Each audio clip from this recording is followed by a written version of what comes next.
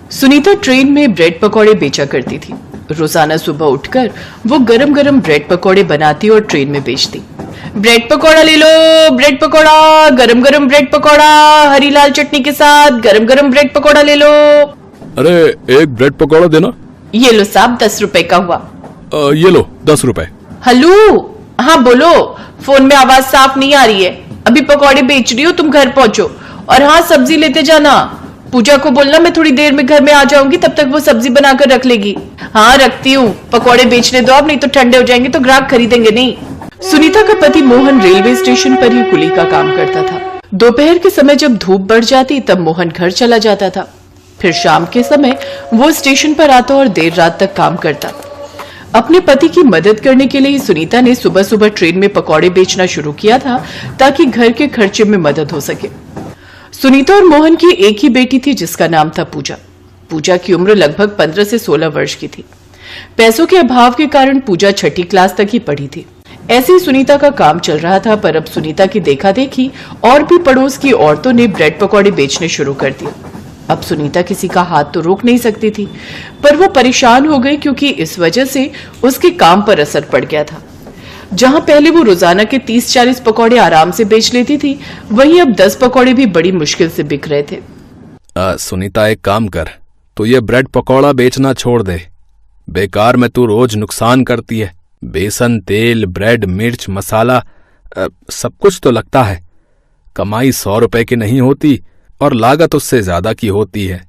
हाँ, थोड़े दिन और देखती हूँ, अगर नहीं चला तो कुछ और सोच लूंगी। अभी जो बनाए हुए हैं वो तो बेच ही आऊं। माँ, आज मैं भी तुम्हारे साथ चलती हूँ। आज घर पर तो कोई काम है नहीं और तुम कह रही हो कि तुम्हारे सिर में भी दर्द है। तुम जाओगी तो मुझे तुम्हारी चिंता रहेगी। चलो मैं साथ चलती हूँ। लेती जा पूजा को, सही कह रही है। अकेले कहीं चक्कर खाकर गिर गई तो और मुसीबत आ जाएगी। काम की चिंता से कुछ दिनों से सुनीता का बीपी बढ़ा हुआ था। इस वजह से उसके शरीर में भी दर्द था। पूजा भी सुनीता के साथ ब्रेड पकौड़े बेचने चली गई। बेटा, एक ब्रेड पकौड़ा देना। जी आंटी जी, ये लीजिए। ब्रेड पकौड़े ले लो, ब्रेड पकौड़े, गर्मा गर्म ब्रेड पकौड़े, लाल हरी चटनी के साथ स्वादिष्ट ब्रेड पकौड़े। अरे सुनीता, आज तू अपनी बेटी को भी ले आई ब्रेड पकौड़ा बेचने के लिए, पर इस डिब्बे में बेकार है तेरा घूमना। यहाँ पर मैं ये सभी यात्रियों को पकौड़े बेच चुकी हूँ। हाँ माँ, बड़ी मुश्किल से एक ही ब्रेड पकौड़ा बिका है। सब पहले ही मंजूताई से पकौड़े खरीद चुके हैं। हाँ मैं जानती हूँ, आज मुझे आने में थोड़ी देर हो गई, इसीलिए मंजू पहले ही आ गई थी और उसके बिक गए। पूजा बिटिया, हम किसी के हाथ तो रोक नहीं सकते। मैं जानती हूँ मंजू, तूने मेरा काम खराब किया, पर मैं तुझे कुछ कह नहीं सकती। तू कोई और काम भी खोल सकती थी, पर तूने मेरी रोजी रोटी पर लात मारी है। अरे तो जो चलता काम होगा वही तो करूंगी, मेरी मर्जी, मैं जो बेचूं। ट्रेन में मेरी अच्छी कमाई हो रही है तो तू जल क्यों रही है? मैं जल नहीं रही हूँ मंजू, पहले मैं ब्रेड पकौड़े बेचती थी, तू तो अभी आई है। जली तो तू थी मेरे काम से, इसीलिए तो तूने मेरे देखा देखी ये काम शुरू किया। माँ, दूसरे डिब्बे में चलते, तुम्हारी तबीयत ठीक नहीं है। इनके साथ बहस में पड़ोगी तो और तबीयत खराब हो जाएगी। सुनीता और पूजा दोनों ट्रेन के दूसरे डिब्बे में पहुंच गई। सुबह का समय था। डिब्बे में बहुत से यात्री अभी सो रहे थे। अचानक सुनीता की नजर एक विदेशी महिला पर पड़ती है। विदेशी महिला प्रेग्नेंट थी और अचानक उसकी तबीयत खराब हो गई थी। प्लीज प्लीज हेल्प मी, क्या यहाँ कोई आसपास डॉक्टर है? मेरी तबीयत कुछ ठीक नहीं है। मैडम जी, डॉक्टर तो है, पर आपको स्टेशन पर उतरना पड़ेगा। यहाँ स्टेशन के पास ही एक डॉक्टर की दुकान है। हाँ, मुझे यहीं उतरना है, मेरा होटल बुक है, पर अचानक मेरे पेट में दर्द हो गया। मेरा 5th मंथ चल रहा है, मैं प्रेग्नेंट हूँ और मैं चाहती नहीं कि मेरी तबीयत ज्यादा खराब हो और मेरे बच्चे को कोई नुकसान हो। नहीं नहीं नहीं, सब ठीक हो जाएगा। कभी कभी माँ बनने के दौरान 9 महीनों के बीच इस तरह के दर्द हो जाते हैं। डॉक्टर दवाई देगी तो आप ठीक हो जाओगे, मैं आपकी मदद कर देती हूँ। सुनीता और पूजा ने मिलकर उस विदेशी महिला का सामान उठाया। विदेशी महिला को सहारा देते हुए स्टेशन के पास ही एक लेडी डॉक्टर का क्लिनिक था। सुनीता और पूजा उस विदेशी महिला को डॉक्टर के पास ले गई। देखिए मारिया जी, वैसे तो आपको ऐसे समय में ट्रेवल नहीं करना चाहिए था, पर आपने बताया कि आपको अर्जेंट आना था इंडिया। कोई बात नहीं, नेक्स्ट मंथ की वापसी है ना, मैं तब तक के लिए कुछ अच्छी दवाइयां लिख दूंगी जिससे आपकी तबीयत बिल्कुल ठीक हो जाएगी और आप आराम से ट्रेवल करके विदेश वापस लौट सकते हो। बस थोड़े दिन आराम करना होगा और पूरा ख्याल रखना है। डॉक्टर, जिनसे मेरा ट्रीटमेंट चल रहा है, आपने उनकी सारी दवाइयां वगैरह देख ली है ना? हाँ, मैंने सारी दवाइयां देख ली और कुछ ऐड भी की हैं दवाइयां जो आपके पेट में दर्द में आराम देंगी। पौष्टिक खाना खाइए और कुछ दिन रेस्ट कीजिए। डॉक्टर को दिखाने के बाद सुनीता उस विदेशी महिला से बोली, मारिया मैडम, आप थोड़ी देर के लिए हमारे घर चलो, फिर जब आपको आराम मिल जाएगा तब आप होटल चले जाना। वहां आप अकेले रहोगे तो हमें भी आपकी चिंता होगी। ओह, थैंक यू सो मच, आप बहुत अच्छे हो सुनीता जी। ठीक है, मैं कुछ देर आपके घर पर रेस्ट कर लेती हूँ, फिर रात को होटल चली जाऊंगी। मारिया सुनीता और पूजा के साथ उनके घर आ जाती है। मारिया देखती है कि सुनीता बहुत गरीब है। उसका घर एक छोटा सा कमरा है और उसी में ही उसने एक रसोई बना रखी है। मारिया को एहसास होता है कि भले ही सुनीता गरीब है पर दिल से वो बहुत अमीर है। मारिया को पता चलता है कि सुनीता का ब्रेड पकौड़े का काम सही नहीं चल रहा। वो सुनीता को कुछ नया बेचने की सलाह देती है। मारिया जी, थोड़ी खिचड़ी और ले लो। बस सुनीता जी, आपने मेरा बहुत ख्याल रखा, थैंक यू सो मच। पेट में दर्द में बहुत आराम है, डॉक्टर ने जो दवाई दी उससे बहुत फर्क पड़ गया। वैसे आपने जैसे बताया कि ब्रेड पकौड़े का काम चल नहीं रहा, आप लोग कुछ और क्यों नहीं बनाते, जैसे कुछ डिफरेंट जो ट्रेन में ना बिकता हो। मैंने ट्रेन में सफर करते हुए देखा, ट्रेन में पिज्जा जैसा कोई आइटम नहीं दिखती। आप लोग ब्रेड पिज्जा क्यों नहीं ट्राई करते, बहुत टेस्टी भी होता है और बनाने में भी आसान, लोग ब्रेड पिज्जा खाना पसंद भी करेंगे। पर मारिया दीदी, हमें तो ब्रेड पिज्जा बनाना आता ही नहीं है। उसकी टेंशन मत लो, वो मैं बनाना सिखा दूंगी। आप लोगों ने मेरे लिए बहुत कुछ किया है, मैं भी तो आप लोगों के लिए कुछ करूं। मुझे अच्छा लगेगा अगर आपका ब्रेड पिज्जा का काम चल जाएगा तो कोशिश करके देखते हैं। मैं एक दो दिन आपके पास रुक जाती हूँ, फिर होटल चली जाऊंगी, तब तक आप पिज्जा बनाना सीख जाओगे। पूजा, मैं तुम्हें कुछ सामान बताती हूँ, मार्केट से ले आओ। मारिया ने 2 दिन तक सुनीता और पूजा को ब्रेड पिज्जा बनाना सिखाया, सामान भी लाने में मदद की। उन्होंने सीखा कि किस तरह से ब्रेड पर सॉस, सब्जियां और चीज डालकर तवे पर पकाना है। वो पिज्जा छोटे बच्चे बड़ों सभी को पसंद आने वाला था। मारिया ने कुछ पैसों की भी मदद की। बहुत साफ सफाई के साथ पिज्जा को कैसे पैक करके बेचना है, ये सारे काम मारिया ने सुनीता और पूजा को बताए ताकि ब्रेड पिज्जा देखने में आकर्षित लगे। तीसरे दिन मारिया अपने होटल जा चुकी थी, पर उसने जो ब्रेड पिज्जा बनाना सुनीता और पूजा को सिखाया था उस पर काम करते हुए सुनीता और पूजा ने पहली बार ट्रेन में ब्रेड पिज्जा बेचना शुरू किया। मंजू और बाकी औरतें भी हैरान थी कि सुनीता खाने की ये क्या नई आइटम ले आई है। फटाफट से सुनीता के ब्रेड पिज्जा बिक रहे थे। ब्रेड पिज्जा ले लो, गरम गरम ब्रेड पिज्जा, चीजी और टेस्टी टोमेटो केचप के साथ। वाह माँ, तुमने तो बिल्कुल सही बोला, मारिया दीदी ने यही कहा था। सब हमारे ब्रेड पिज्जा बहुत पसंद कर रहे हैं। मारिया आंटी का आइडिया काम कर गया। हाँ, हमारी अच्छी बिक्री हुई है। लोग हैरान थे कि ट्रेन में पिज्जा भी मिलने लगा है। धीरे धीरे रोज के ऑर्डर बढ़ने लगे। कुछ समय बाद मारिया वापस जाने लगी, तब वो सुनीता और पूजा से बोली, पूजा, मैं चाहती हूँ कि तुम अपनी आगे की पढ़ाई फिर से शुरू करो। सुनीता, तुम और मोहन दोनों मिलकर ब्रेड पिज्जा का स्टॉल चलाना। कोई भी हेल्प चाहिए हो तो मुझे कांटेक्ट करना। सुनीता की आंखों में आंसू आ गए। वो और पूजा दोनों मारिया को दिल से धन्यवाद कहती हैं। कुछ दिनों बाद रेलवे प्लेटफॉर्म पर सुनीता और मोहन मिलकर ब्रेड पिज्जा का स्टॉल लगाने लगे और इधर पूजा ने दोबारा पढ़ाई शुरू कर दी।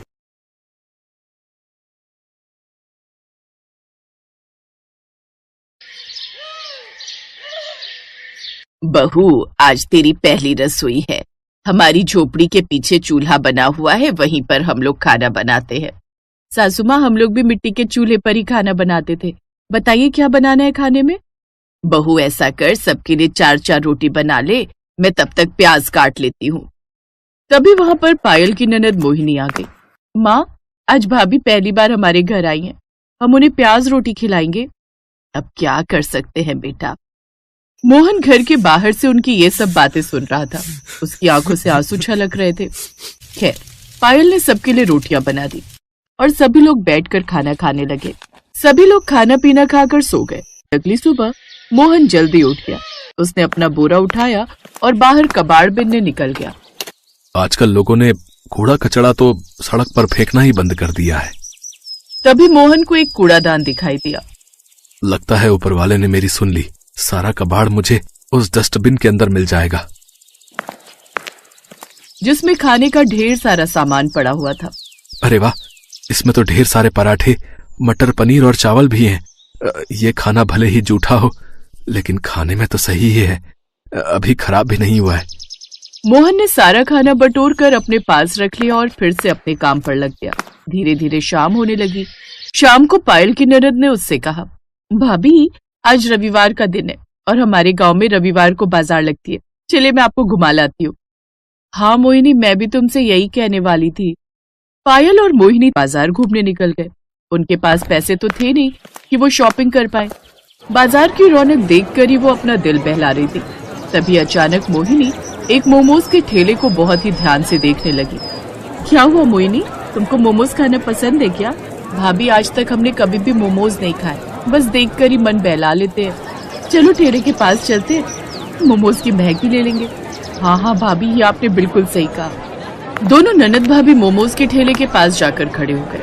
ये दोनों बस खड़ी थी, तभी ठेले वाले ने कहा, हाँ बहन जी, कितने प्लेट मोमोज लगा दूं? अरे नहीं नहीं भाई साहब, हम तो बस देख रहे थे कि मोमोज बनते कैसे हैं। हमारे पास मोमोज खरीदने के लिए पैसे नहीं है। शाम हुई नहीं कि तुम जैसे भिखारी तुरंत भीख मांगने आ जाते हो। चलो निकलो यहाँ से, यहाँ कुछ नहीं मिलेगा फ्री में।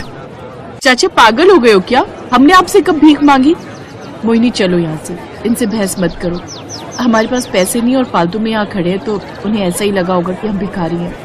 पायल और मोहिनी उसी वक्त मार्केट से अपने घर की तरफ पैदल ही चल पड़ी। मोहिनी, मैंने मोमोज बनाने का तरीका उस ठेले वाले का देख लिया था। अगर मुझे मोमोज बनाने का सामान मिल जाए तो मैं उससे भी स्वादिष्ट मोमोज बना सकती हूँ। क्या बात है भाभी, आप तो बड़े तेज हो। खैर, पायल खाना बनाने ही वाली थी कि तभी राकेश कूड़ेदान से उठाया हुआ खाना लेकर घर पहुंच गया। रुक जाओ पायल, आज खाना बनाने की कोई जरूरत नहीं है। देखो मैं कितना अच्छा स्वादिष्ट खाना लेकर आया हूँ तुम सबके लिए। अरे बेटा, इतना अच्छा खाना तुझे कहाँ से मिल गया? आज मार्केट में एक शादी पार्टी हो रही थी, मैं वहीं पर कबाड़ उठाने गया था, तो लोगों ने मुझे खाना पैक करके दे दिया। क्या बात है भैया, कितने सालों बाद हम इतना अच्छा खाना खाने वाले हैं।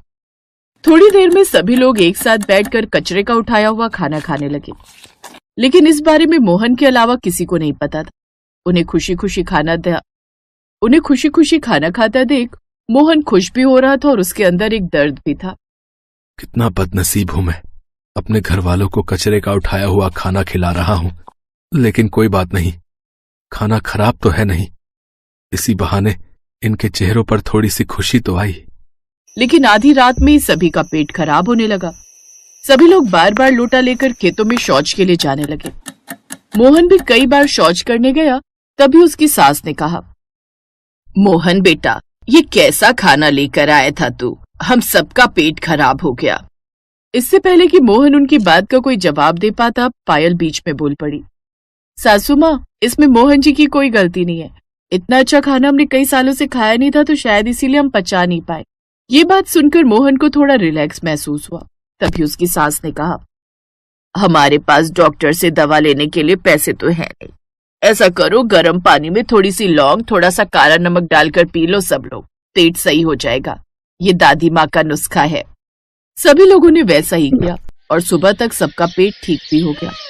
मोहन काम पर जाने वाला था कि तभी उसकी बहन मोहिनी ने उसे रोक लिया।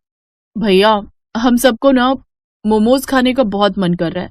भाभी का भी बहुत मन है मोमोज खाने का। उन्हें मोमोज बनाना आता भी है। शाम को जब आप आना तो मोमोज बनाने का सामान लेते आना। बहन, मोमोज बनाने का सामान बहुत महंगा मिलता है। प्याज, आलू, हरी मिर्च, लहसुन, ये सब तो हम अपने घर के बाहर खुद ही उगा लेते हैं। जो पैसे मैं कमाता हूँ उससे घर चलना ही मुश्किल है, फिर भी मैं कोशिश करूंगा। कोशिश नहीं, लेकर आना भैया। एक बहन होकर मैं आपसे जिद भी नहीं कर सकती क्या? मोहन उसी वक्त अपने आंसुओं को छुपाते हुए काम पर निकल गया और सड़कों पर कूड़ा बिनने लगा। घूमते घूमते वो बहुत दूर निकल गया, फिर भी उसे कोई कबाड़ नहीं मिला। कितना बदनसीब भाई हूं मैं, अपनी बहन की एक छोटी सी ख्वाहिश भी पूरी न कर सका। घर पहुंचते ही मोहिनी ने उससे कहा, भैया, भाई अपनी बहन के लिए ना जाने क्या क्या कर देता है और आप एक छोटा सा काम नहीं कर पाए। मोहन की पत्नी पायल थोड़ी समझदार थी। वो अपने पति के दर्द को थोड़ा थोड़ा महसूस भी कर सकती थी, इसलिए मोहन के बोलने से पहले ही उसने कहा, पायल, हर भाई चाहता है कि वो अपनी बहन की हर ख्वाहिश पूरी करे। अपने भाई से इस तरह जिद नहीं करते। लेकिन भाभी, मैं तो सिर्फ मोमोज खाना चाहती हूँ। कौन सा राजमहल मांग लिया मैंने? तुम मोमोज खाना चाहती हो ना? आज रात में तुम सबके लिए मोमोज ही बनाऊंगी। लेकिन बहू, हमारे पास तो मोमोज बनाने का सामान ही नहीं है।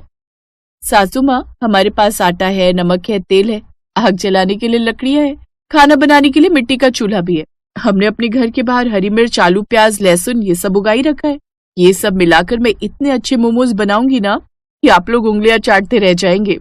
क्या बात है भाभी, मुझे आप पर पूरा भरोसा है कि आप सबसे अनोखे मोमोज जरूर बना लोगी। उसी वक्त मोहिनी और पायल घर के बाहर गई। सारी सब्जियां लेकर अपने रसोई घर में आ गई। मोहिनी, तुम जल्दी से आटा गूंथ लो, तब तक मैं मोमोज के लिए सब्जी तैयार करती हूँ।